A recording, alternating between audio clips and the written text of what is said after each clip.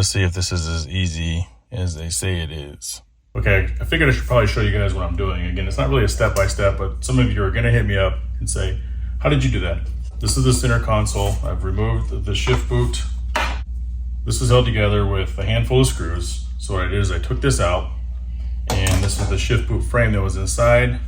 So the factory one right here, which is kind of tucked around, once you take yours apart, you'll understand it's not glued on or nothing. It's got these little holes.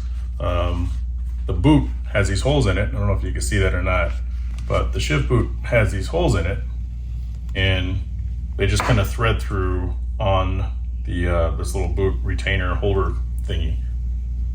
Take this off, throw it to the side. Gonna reuse this. So I purchased a used boot off of eBay. This is off of, I think, like a 2018, 2019 Q60, and it just happens to be the perfect size. So looking at this one that came off the Q60, it does not have the little holes in it that hooks over the grab points, I guess, of the boot that actually, or the base that actually goes in the car.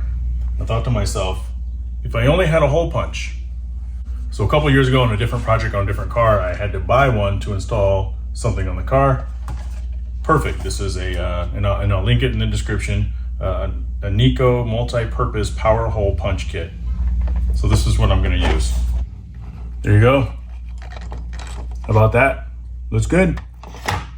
All right, I got this thing mounted back on the center console. Special shout out to Jay Fleet on the Infiniti page on Facebook for telling me all about what exactly I needed. He told me that I need to get this boot.